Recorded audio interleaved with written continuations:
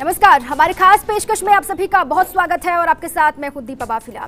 पिछला साल यानी 2020 पूरी तरीके से कोरोना से प्रभावित रहा। हालांकि 2021 में वैक्सीन आने के बाद कोरोना के खात्मे की उम्मीद का सुखद एहसास अभी ठीक से हुआ भी नहीं कि उससे पहले ही एक और वायरस तेजी से पैर पसार रहा है, जिसने लोगों की मुसीबत को बढ़ा दिया है। और ऐसे में इससे राजस्थान को भी अलर्ट रहने की जरूरत है। इसी पर करेंगे आज चर्चा।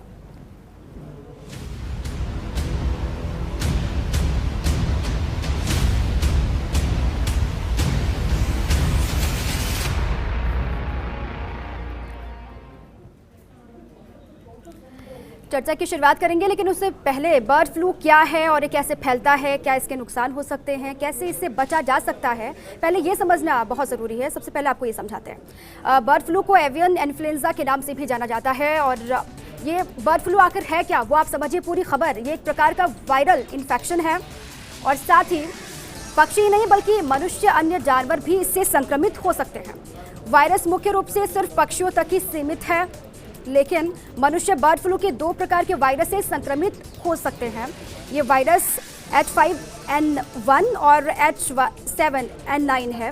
वायरस जानलेवा साबित हो सकते हैं और साथ ही वायरस जानलेवा साबित हो सकते हैं, इसीलिए भी मनुष्य को भी बचने की इससे ज़रूरत है। स्वस्थ दिखने वाले पक्षियों में भी इसके संक्रमण हो सकते हैं और साथ ही पक्षियों के संपर्क में आने से मनुष्य भी इसकी जद में आ सकते हैं। संक्रमित जानवर या दूषित वातावरण से ये फैलता है। और बर्ड फ्लू क्या है वो आपने समझा, लेकिन बर्ड फ्लू के लक्षण क्या है वो भी आपको समझना बहुत ज़रूरी है। वो भी आपको बताते हैं। संक्रमण फैलने के लिए 2 से 8 दिन का समय लगता है, कई बार ये 17 दिन तक का समय भी ले लेता है। और साथ ही खांसी, आमतौर पर सूखी खांसी लक्षण इसमें शामिल है। और इसके अलावा गले में खराश या कर्कश आवाज़ इसकी पहचान भी है, जिससे आप इसकी पहचान कर सकते हैं। तेज़ बुखार, बंद नाक या नाक बहना, और साथ ही हड्डियों में दर्द, जोड़ों में दर्द, मांसपेशियों में भी दर्द इसकी वजह से होता है। और नाक से खून बहना, छाती में दर्द होना, ये इसके लक्षण हैं। ठंड लगना और पसीने आना भी। इसके अलावा थकान, सिर दर्द, भूख कम लगना इसके लक्षण हैं। सोने में दिक्कत होना, पेट संबंधी परेशानियां होना, ये भी इसके लक्षण है। कभी कभी दस्त की समस्या भी हो सकती है। और इसके अलावा मसूड़ों से खून आना, थूक के साथ खून निकलना भी इसके लक्षणों में शुमार है। कुछ लोगों में निमोनिया विकसित हो जाता है बर्ड फ्लू के चलते और सांस लेने में दिक्कत होने लगती है। इसके अलावा शुरुआती लक्षण विकसित होने के 5 दिन बाद ऐसी परेशानियां आम हो जाती हैं। और अगर ऐसी कोई भी परेशानी आपको भी अगर होती है तो अपने स्तर पर एहतियात बरतने की आवश्यकता है। बर्ड फ्लू होता क्या है वो आपने समझा, उसके लक्षण क्या है वो भी विस्तार से हमने आपको बताया।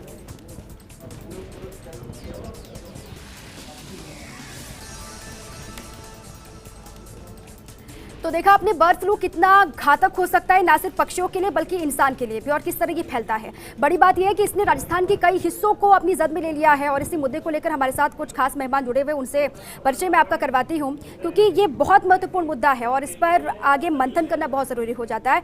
डॉक्टर आलोक खरे हमारे साथ है, वरिष्ठ पशु चिकित्सा अधिकारी हैं अजमेर से, वो हमारे साथ जुड़े हुए हैं। और साथ ही रोहित गंगवाल जी हैं, बर्ड रक्षा संगठन की तरफ से हैं, वो भी स्टूडियो में हमारे साथ मौजूद है। सर, आपका बहुत स्वागत है। और साथ ही डॉक्टर संजीव कुमार हैं, scientist, desert regional centre zoology survey से जोधपुर से, वो हमारे साथ जुड़े हुए हैं। और भी मेहमान जुड़ेंगे, उनसे भी मैं आपका तारुफ करवाऊंगी। लेकिन सबसे पहले आलोक खरे जी, मैं आपका रुख कर रही हूँ। सबसे पहले 25 दिसंबर की इसकी पुष्टि होती है या फिर पक्षियों के मरने की खबर सामने आती है, उसके बाद धीरे धीरे अलग अलग हिस्सों में प्रदेश के फैलता है। आपको क्या लगता है सर, इसके फैलने की वजह क्या है, या फिर इस मौसम में जब ये फैला है तो और भी महत्वपूर्ण या फिर और चिंताजनक कैसे ये हो जाता है?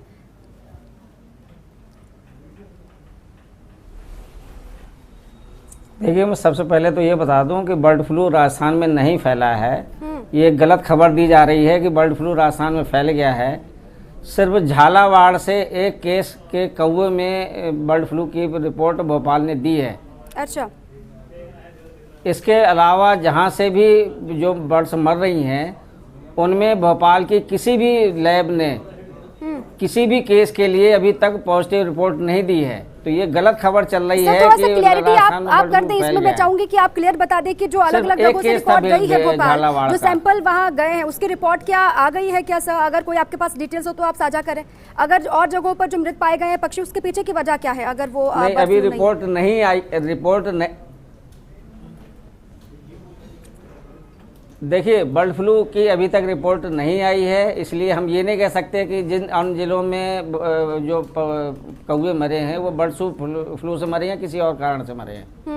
सिर्फ झालावाड़ का एक केस था, इसके अलावा कोई केस रिपोर्टेड नहीं है, पहली चीज़। दूसरी चीज़ ये कि जो भी बर्ड फ्लू में एक बहुत ही ज़्यादा विशेष बात है कि अनयूजुअली बहुत हाई मोर्टेलिटी होती है, यानी एक ही जगह पर पक्षियों की बहुत ज़्यादा संख्या में मृत्यु होना, और ऐसा कौवों में अन्य जिलों में नहीं देखा जा रहा। एक एक दो दो चार चार अन्य जगहों पर एक एक दो मिल रहे हैं।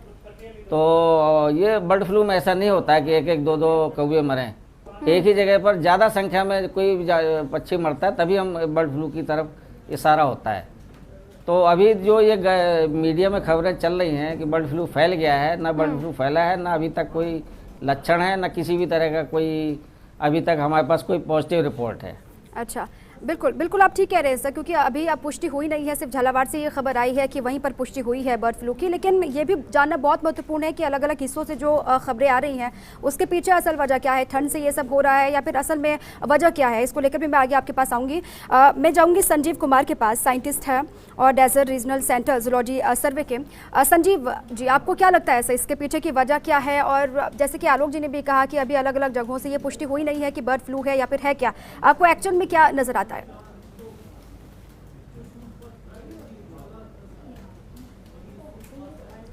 जैसा कि आप सभी जानते हैं कि अभी बर्ड फ्लू जब भी फैलेगा वो बहुत लार्जर स्केल पे फैलता है और ज़्यादा मोर्टेलिटी होती है बर्ड्स की। ये जो एक दो केस देखे जा रहे हैं इनके कारण कुछ और हो सकते हैं, ठंड, अत्यधिक ठंड या किसी तरह का भोजन, दूषित भोजन करने से भी ये हो सकता है। तो बर्ड फ्लू का जहाँ तक सवाल है, बर्ड फ्लू जो होता है H5N1 और H7N9 ये ऑलरेडी बर्ड्स में पाए जाते हैं। डक्स और गीज जो होती है, जो कि विंटर के टाइम पर बहुत ज़्यादा माइग्रेट करती हैं हमारे भारत के इस वाले क्षेत्र में, तो ये आ जाती है और इनके अंदर ये ऑलरेडी होता है। अब इसका सक्रिय हो जाना एक दूसरा कारण, दूसरी व्यवस्था है जिसमें बर्ड फ्लू लार्जर स्केल पर फैल जाए और बर्ड इन्फेक्ट हो जाए। लेकिन अभी तक ऐसा देखा नहीं गया, हालांकि इनके स्लाइवा या इनके फेसेस के किसी दूसरे बर्ड के कांटेक्ट में आने से इसका होना माना जाता है। और लेकिन ह्यूमन में इसका पहुंचना बहुत मुश्किल है और अत्यधिक ये कभी होता नहीं है, क्योंकि बर्ड्स जब तक फूड वाली जो बर्ड्स हैं, खाने वाली जो बर्ड्स हैं, उन तक पहुंचने के लिए इनका उनके साथ कांटेक्ट में आना बहुत महत्वपूर्ण है। ऐसा जबकि होता नहीं है। इसलिए जैसा कि अभी बताया डॉक्टर साहब ने कि अभी बर्ड फ्लू के होने की राजस्थान में तो कोई एविडेंस नहीं है और ऐसा मुमकिन भी नहीं है कि बर्ड फ्लू, हाँ ये ज़रूर है कि बर्ड फ्लू के जो वायरस हैं वो बर्ड्स में हो, निहित हो, लेकिन वो सक्रिय नहीं है और अभी तक ऐसी कोई निश्चित खबर भी नहीं मिली है हमें। लेकिन संजीव जी, क्योंकि 24 घंटे के ही जो आंकड़े आए हैं वो 7 जिलों से हैं, 7 जिलों में 135 कौवों की मौत अभी तक हो चुकी है सर, और इसमें हनुमानगढ़ भी शामिल है, झालावाड़ है, बारां है, जयपुर, जोधपुर और पाली बीकानेर भी है। लेकिन जब 24 घंटे में 135 पक्षियों की मौत हो जाती है तो जाहिर तौर पर एक गंभीर विषय हो जाता है, जिसको लेकर असल में वजह क्या है या फिर इसके कारण क्या है ये जानना भी ज़रूरी हो जाता है। रोहित गंगवाल जी, आपके पास मैं आ रही हूँ सर, आपको क्या इसके पीछे की सही वजह लगती है या फिर अभी तक कोई जानकारी आपको मिली है, ऐसा किस वजह से हो रहा है? क्योंकि झालावाड़ के अलावा तो बाकी हिस्सों से अभी पुष्टि भी नहीं हुई कि बर्ड फ्लू है कि एक्चुअल में है क्या आपको दिखाई देता है, किस वजह से हो रहा है? अभी तक जो प्रमाणित हुआ है, जो रिपोर्ट्स आई हैं उससे क्लियर पता चल रहा है कि झालावाड़ में बर्ड फ्लू ही हुआ था एक कौवे को, जिसका टेस्टिंग में रिपोर्ट आया है। अब रिपोर्ट आने से ही पुष्टि होती है कि एक्चुअल में प्रॉब्लम क्या है। अब जो भी बाकी और जगहों से, जिलों से सैंपल लिए गए हैं उसकी रिपोर्ट कल आएगी, तो अगर अपन देखा जाए तो कल अपने को पूरी पिक्चर पता चलेगी कि एक्चुअल में हो क्या रहा है। बट कुछ बर्ड्स जो हमारे को मिले उनके कुछ सिम्टम्स थे जो बर्ड फ्लू जैसे थे, बट अगेन जब तक प्रमाणित नहीं हो हम लोग भी बोल नहीं सकते। तो उनके टिल्टेड नेक थी, जो 5 बर्ड जयपुर में मिले और उनके सिम्टम्स वैसे ही थे, बिल्कुल टिल्टेड नेक थी। वो एक काइंड ऑफ सिम्टम है बर्ड में जो कि आप कनेक्ट कर सकते हैं कि हाँ भाई ये प्रॉब्लम है। सेकेंडली ये प्रॉब्लम वाइड स्प्रेड हुई है और ये वो बर्ड्स हैं जो मैं मानता हूँ, सपोज 137 कौवे अपने को मिले तो मैं जानता हूँ 800 कौवे ऐसे भी होंगे जो हमारे को दिखे ही नहीं, मिले ही नहीं, जो ह्यूमन कांटेक्ट में नहीं आए। तो प्रॉब्लम इतनी छोटी नहीं है जितनी दिखती है। अपने को सतर्क रहना चाहिए, तैयार रहना चाहिए, क्योंकि एक महामारी में भी ये फैल सकती है। लेकिन जो सैंपल भेजे जाते हैं उसको उसकी रिपोर्ट आने में भी देरी लगती है। ये भी एक मुख्य वजह नहीं हो जाती रोहित जी, क्योंकि उसका इंतजार भी किया जाता है तब तक और जो पक्षी हैं वो इसकी जद में आ जाते हैं, एक्चुअल में वजह सामने नहीं आती और जो देरी होती है उसी की वजह से भी और ये समस्या गंभीर हो जाती है। बिल्कुल, ये बहुत एक तो ये नेचुरली होता है, हर साल ही कुछ ना कुछ। लास्ट ईयर भी अगर देखें तो अन्ना सागर लेक जो अजमेर में है वहाँ पर कौवे मरे थे सेम पोजीशन में, और इस बार भी हुआ है। बट इस बार ये पूरे राजस्थान में थोड़ा थोड़ा एरिया में स्कैटर्ड फैला हुआ है, जिनको अपन ने रिपोर्ट किया है। ऐसे कुछ एरिया होंगे रिपोर्ट नहीं किया। सेकंड, अब जो लैब टेस्टिंग की जो प्रक्रिया है उसमें समय लगता है, क्योंकि भोपाल जाते हैं और भी कुछ अलग अलग जगहों पे जहाँ पे पर्टिकुलरली एवियन इन्फ्लुएंजा की टेस्टिंग होती है। तो भारत में से 3 या 2 ही जगह है जहाँ पे ऐसा होता है, तो उसमें बिल्कुल समय लगता है, और जब तक आप क्लियर नहीं हो तो रिस्क बहुत ज़्यादा होता है। और आमतौर पर हम जैसे लोगों को सबसे ज़्यादा होता है जो हर दिन आए दिन बर्ड्स का रेस्क्यू करते हैं, उनका पुनर्वास करते हैं और उनको वापस जंगल में छोड़ते हैं, क्योंकि हमारा कॉन्टैक्ट बर्ड से ऑलमोस्ट हर 15-20 मिनट में होता है। चलिए ठीक है, और इसी पर हमें ज्वाइन कर चुके हैं doctor Sanjita Sharma, dean veterinary education और रिसर्च इंस्टीट्यूट से हैं। उनका ही मैं सीधा रुख करूंगी। संजीता शर्मा जी, अगर आवाज़ पहुंच रही है आप तक तो मैं ये जानना चाहूँगी कि आखिर इसके पीछे की वजह आपको दिखाई क्या देती है? इस वक्त में भी, इस मौसम में भी ठंड बहुत ज़्यादा है और अभी तक चूँकि पुष्टि हो नहीं पाई है कि एक्चुअल में ये बर्ड फ्लू ही है या फिर कुछ और वजह है, आपको क्या नज़र में आता है मैडम? अभी तक किसी पुष्टि हो नहीं पाई है कि एक्चुअली ये बर्ड फ्लू ही है या फिर कुछ और वजह। अभी क्योंकि बहुतायत से कौवे मर रहे हैं और कुछ जगह से चारों तरफ से ये रिपोर्ट आ रही है, इसका कारण जो है, क्योंकि अभी पूरी तरह से हम नहीं कह सकते। हालांकि झालावाड़ से जो सैंपल्स गए थे वो कंफर्म कर दिए हैं कि वो बर्ड फ्लू से ही है। तो ये जो एक बीमारी है एवियन इन्फ्लुएंजा, ये वायरस से होती है। अगर हम ये माने कि वो कंफर्म है तब तो हमें इस पे अलग तरह से सोचना पड़ेगा। दूसरी तरफ एक बार अभी जो हाल फिलहाल जो चल रहा है, जो मौसम जो बहुत तेजी से सर्दी एकदम से आई है, तो एक कारण ये भी हो सकता है कि हो सकता है ये कोल्ड शॉक की वजह से गए हों। तो अभी हमें एक तो लैब की जो रिपोर्ट्स आ रही हैं, एक जगह से आई है कंफर्म, अभी बाकी जगह से सैंपल्स गए हुए हैं, एक बार कंफर्मेटरी रिपोर्ट्स आ जाए और उन रिपोर्ट्स के साथ साथ हमें बहुत सारी चीज़ें देखनी होती है। उसका एपिडेमियोलॉजिकल, उसमें सिम्टम्स क्या आ रहे हैं, उस जो बीमारी लैब में रिपोर्ट में आई है क्या उसी बीमारी के सिम्टम्स उनमें बर्ड्स में आए थे, उसका मोर्टेलिटी पैटर्न क्या था, किस एज के बर्ड्स में ज़्यादा आई, कौन से बर्ड्स में, क्योंकि हर बीमारी का अपना एक पैटर्न होता है। तो जो भी कंफर्म करके हम कह पाएंगे, अभी हमें उसके लिए पूरी तरह से लैब की रिपोर्ट पे और जो सिम्टम्स और जो फील्ड की रिपोर्ट्स है उनसे अभी पूरी तरह से उनका तालमेल बैठ जाएगा, उसी के बाद ही अपन कुछ कंफर्मेटरी बता पाएंगे। चलिए ठीक है, जब रिपोर्ट आ जाएगी उसके बाद ही खुलकर और फिर विस्तार से चर्चा भी हो पाएगी और जो इंतजामात हैं वो भी तभी हो पाएगी, क्योंकि पुष्टि अभी जब तक नहीं हो जाती कुछ भी कहना बहुत मुश्किल है कि आखिर असल में वजह क्या है। आलोक जी, एक बार फिर से मैं आपका रुख कर रही हूँ सर, इसको कैसे रोका जा सकता है या फिर क्या कदम प्रभावी उठाए जा सकते हैं? क्योंकि एक तरफ सैंपल भी भेजे गए हैं, दूसरी तरफ चिंता इस बात को लेकर भी है कि उन सैंपल के इंतजार में कहीं और ज़्यादा गंभीर ये मसला ना हो जाए और भी पक्षी इसकी जद में ना आए। इसके लिए क्या कदम उठाए जा सकते हैं सर? आलोक जी।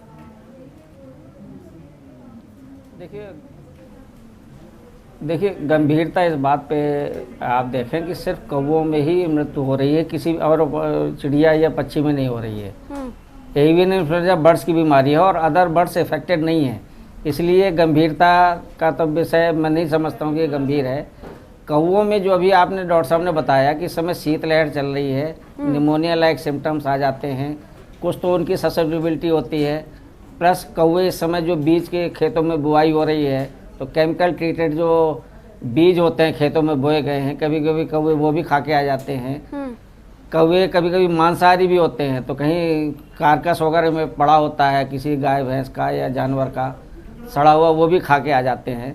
तो उस वजह से कौवों के प्रभाव का असर हो सकता है, लेकिन सोचने की बात यह है कि ये सिर्फ कौवों में ही मोर्टेलिटी मिल रही है, वो भी स्कैटर्ड है, मतलब स्पोरेडिक है, अलग अलग जगहों पर है। हाँ। एक साथ बहुत ज्यादा संख्या में कौवों के अलावा अभी खबर नागौर से भी आई थी, मोरों की भी वहाँ पर मौत हुई। उसके बाद खबरें तो अब ये भी आ रही है कि जो माइग्रेंट पक्षी होते हैं, जो प्रवासी पक्षी हैं, उन तक भी उनकी भी मौत हो रही है। कई जगहों से खबरें वो भी तो ऐसा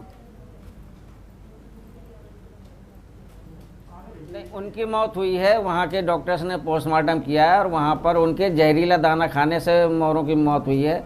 उससे बर्ड फ्लू का कोई लेना देना नहीं है उसका। और ऐसी घटनाएं होती रहती हैं। लास्ट ईयर भी कौओं में इसी सीजन में राजस्थान में कई जगहों पर ये रिपोर्ट आई थी, वहाँ पर भी हम लोगों ने पोस्टमार्टम किए थे और उस टाइम पर भी यही पाया गया था कि जहरीला दाना खाया था उन्होंने। और अभी भी मुझे शंका है कि शायद इन्हीं कारणों से कौओं की मृत्यु हुई है। तो मेरा तो ये निवेदन है कि इस घटना को बर्ड फ्लू का राजस्थान में फैलने जैसा कोई हैवक क्रिएट ना हो। तो मुझे नहीं लगता कि बर्ड फ्लू का कोई आउटब्रेक है। आप कह रहे हैं कि राजस्थान में, बर्ड ऐसा फ्लू कुछ पर भी ज्यादा नहीं। फोकस करने से अच्छा क्या इसके कारण और हो सकते हैं, उस पर फोकस करने की जरूरत है और एक गंभीर विषय को हम रोक सकते हैं पहले अगर उस पर फोकस किया जाएगा तो। ठीक है सर। मनोज जैन भी हमको ज्वाइन कर चुके हैं, पर्यावरणविद हैं, कोटा से वो जुड़े हुए हैं। मनोज जैन जी, मैं आपका रुख कर रही हूँ सर, आपको क्या लगता है इस वक्त में, चूंकि बार बार अभी हम यही कह रहे हैं कि अभी पुष्टि हुई नहीं है कि बर्ड फ्लू है या फिर एक्चुअल में वजह क्या है, लेकिन आपको क्या लगता है कि क्या वजह इसके पीछे हो सकती है? अलग अलग हिस्सों से, जैसे कि झालावाड़ हो या फिर नागौर हो, पाली हो, अलग अलग जगहों से खबरें आ रही हैं, क्या वजह इसके पीछे हो सकती है?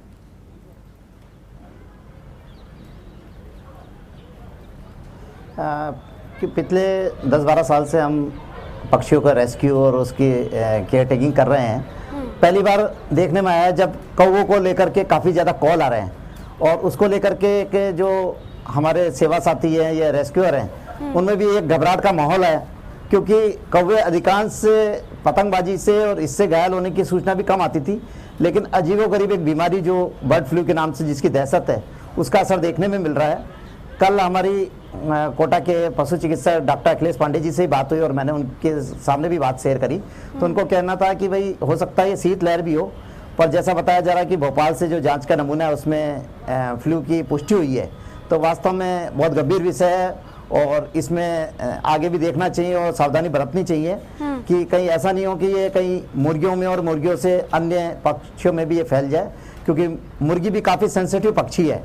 जैसा भोपाल गैस कांड के दौरान हुआ था कि सबसे पहले लाखों मुर्गियां मर गई थी, तो मुर्गी और मुर्गी के साथ अंडे और कई जो मांसाहारी लोग हैं वो इसका भक्षण करते हैं। ऐसा नहीं कि ये करते करते कभी बहुत बड़ी कोई घातक बीमारी के रूप में सामने आ जाए। तो आपने कहा कि हमको सजग होने की ज़रूरत है और एहतियात बरतने की भी ज़रूरत है, और इसको लेकर जिस तरीके से हर साल ये होता है, बार बार हम ये भी कह रहे हैं बिल्कुल मनोज जी कि हर साल ये होता है और कुछ वक्त के बाद हम भूल भी जाते हैं, आगे बढ़ जाते हैं और उसी वजह से भी हर बार मुसीबत सामने आ जाती है। मैं संजीता शर्मा का एक बार रुक करूँगी, उससे पहले संजीव जी, ये इंसानों के लिए कितना खतरनाक हो सकता है? क्योंकि बार बार ये जानकारी दर्शकों को हम दे रहे हैं कि पक्षियों के लिए ये खतरनाक है या फिर और जानवरों के लिए भी खतरनाक है, लेकिन ये आगे बढ़ता है और अगर इसी तरीके से फैलता है तो इंसानों के लिए कितना घातक हो सकता है?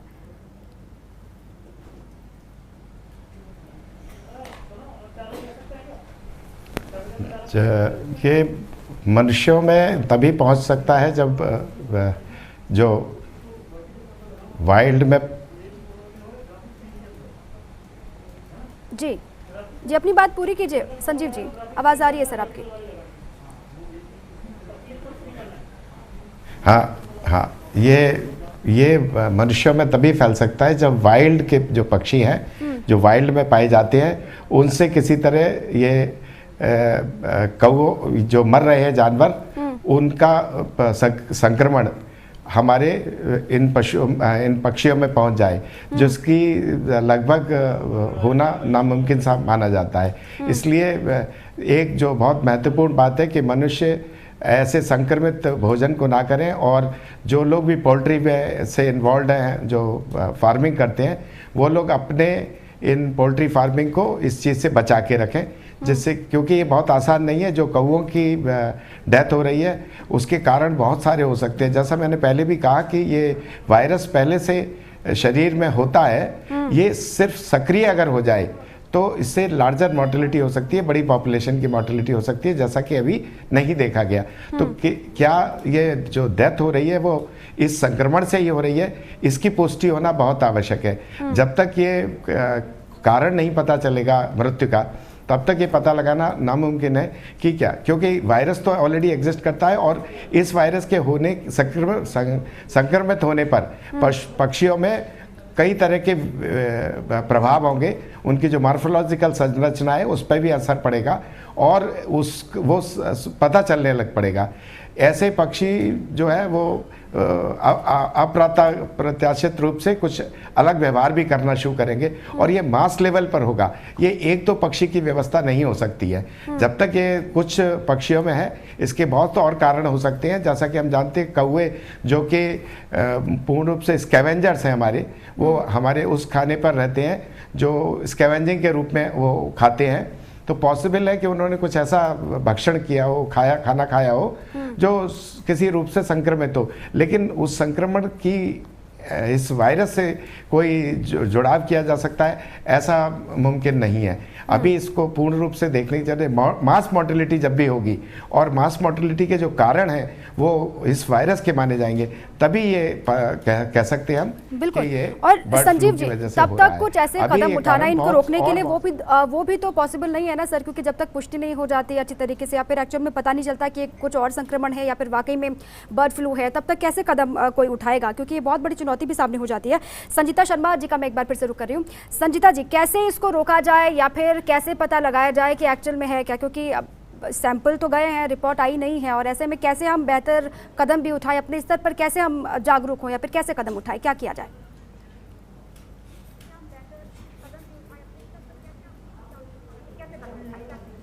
देखिए, मैं ये कहना चाहूँगी कि क्योंकि पक्षी तो बहुत कुछ कौवे और ये सब तो कुछ संख्या में मर ही रहे हैं, तो एक कारण तो ये तो बिल्कुल है ही कि जैसे ही मौसम परिवर्तन होता है हर साल ये सब चीज़ें होती है, लेकिन फिर भी क्योंकि बहुतायत से हो रहे हैं तो हम इसको नज़रअंदाज नहीं कर सकते। और इन कौवों के जो भी है सैंपल्स अपन ने भोपाल भेज रखे हैं, भोपाल से कुछ रिपोर्ट्स आने भी लग गई है, लेकिन जब तक कि पूरी तरह से कंफर्म नहीं हो जाता हम इसको इग्नोर नहीं कर सकते। तो इस पे जो भी इन पक्षियों से रिलेटेड जो काम कर रहे हैं, जो भी NGOs हैं, जो वेटनरी डॉक्टर्स हैं, जो पैराक्लिनिकल स्टाफ है, जो भी मनुष्य जो भी इनके कांटेक्ट में आ रहे हैं, तो मैं ये कहना चाहूँगी क्योंकि वायरस से इस कोविड पेंडेमिक की वजह से हम सभी भली भांति परिचित हो गए हैं कि वायरस का नेचर क्या होता है और वो किस तरह से चलता है। तो मेरा ये कहना है कि अगर हमें मनुष्यों में अब बचाना है और ज़्यादा इसको फैलने से बचाना है तो सभी तरह के उपाय जो भी हैं वो हमें अभी से अपनाने पड़ेंगे। आज अगर कौवे या कोई भी पक्षी अगर कहीं मरे हुए हैं तो उनको जो उठा रहे हैं या उनको जो सैंपल उनके भेज रहे हैं, तो जो भी उसकी हैंडलिंग कर रहा है उनको प्रॉपर जो जैसा आजकल सभी अपन जानते हैं कि प्रोटेक्टिव जो किट होता है, PPE किट जो पहन के, पर्सनल प्रोटेक्टिव किट, उसका पूरी तरह से उसको यूज़ करें। वो किट पहने, दस्ताने पहने, ग्लव्स पहने, आंखों पे चश्मे लगाएं, ग्लव्स लगाएं और पूरी तरह से खुद को प्रोटेक्ट करते हुए आप ये मान के चलें वो नहीं होगा बर्ड फ्लू, बहुत अच्छी बात है, लेकिन अगर वो हो गया और किसी तरह से उसको हैंडल करने वाला अगर मनुष्य संक्रमित हो जाता है या उनकी वजह से ये और अधिक फैलता है तो वो चीज़ नहीं होनी चाहिए। तो हमें अभी से जब तक वो कंफर्म नहीं हो जाता उपाय तो हमें सारे ही रखने पड़ेंगे। तो मेरा यही कहना है कि बहुत जो भी बहुत अच्छी बात आपने संजीता जी कही, क्योंकि अगर बर्ड फ्लू है तो भी हमें अभी से अपने स्तर पर कदम उठाने होंगे, प्रबंधन करना होगा। अगर कोई और संक्रमण है तो उसके लिए भी हमको रेडी रहना होगा और बेहतर प्रबंधन करना होगा अपने स्तर पर। रोहित जी, क्या आपको लगता है कि प्रशासनिक स्तर पर क्या इसके लिए इंतजाम होने चाहिए या फिर किसी का इंतजार करना चाहिए, उन रिपोर्ट का वेट करना चाहिए कि रिपोर्ट आएगी नहीं उसी के बाद कदम उठाया जाएगा, या फिर अभी से ही अपने स्तर पर कुछ बड़े कदम अगर प्रशासनिक स्तर पर उठाए जाएंगे तो फिर हो सकता है कि भयावह स्थिति इसकी ना आए सामने? आई थिंक कल ही सेंटर गवर्नमेंट से एक गाइडलाइन आई है जो कि हर एक स्टेट गवर्नमेंट को फॉलो करनी है। इसके अलावा हर एक स्टेट गवर्नमेंट का जितना भी NDRF, SDRF की टीम भी होती है, जो इमरजेंसी रिस्पांस टीम होती है, ये सब तैयार होनी चाहिए कोई भी एपिडेमिक को झेलने के लिए, तैयार रहनी चाहिए। कोई भी बर्ड कैजुअलिटी होती है तो उसको कंट्रोल करने के लिए, क्योंकि धीरे धीरे ये स्कैटर्ड एरियाज़ में ऐसा प्रॉब्लम हो रहा है और रेस्पॉन्स अपना भी थोड़ा सा कंपैरेटिवली स्लो है। सो रेस्पॉन्स फास्ट होगा तो ही अपन इस प्रॉब्लम को कंटेन कर पाएंगे। बर्ड को डिस्पोज कैसे करना है, सैम्पलिंग कैसे करनी है, इनके प्रॉपर प्रोटोकॉल्स बनने चाहिए और उसको इफेक्टिवली इंप्लीमेंट करना चाहिए सो दैट आगे स्प्रेड नहीं हो। और बर्ड टू ह्यूमन जो कंटामिनेशन या स्प्रेड है वो रोकने के लिए क्या प्रोसीजर है उसका भी प्रॉपर प्रोटोकॉल होना चाहिए, इफेक्टिवली फॉलो होना चाहिए। जैसे PP किट मैम ने कहा, तो I think that's a very good and efficient idea. अभी जैसे सकरात आ रही है, पूरे राजस्थानी, पूरे भारत में पतंगबाजी होती है, पक्षी घायल होते हैं, हजारों लोग बर्ड्स का रेस्क्यू करेंगे, कुछ वेटनेरियंस उनका इलाज करेंगे, तो उनका बर्ड के साथ इंटरेक्शन बहुत होगा। तो ऐसे समय पे उनके लिए क्या मापदंड होने चाहिए वो भी एक गाइडलाइन तुरंत आई थिंक स्टेट और सेंटर को बनानी चाहिए जिससे ये प्रॉब्लम को अपन लार्ज स्केल पे रोक पाएँ।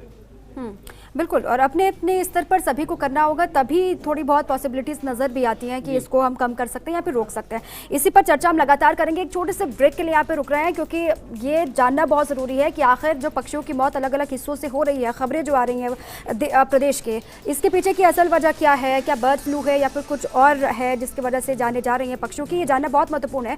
चर्चा इसी पर आगे भी करेंगे। एक छोटे से ब्रेक के लिए आप रुक रहे हैं, आप रहिए हमारे साथ।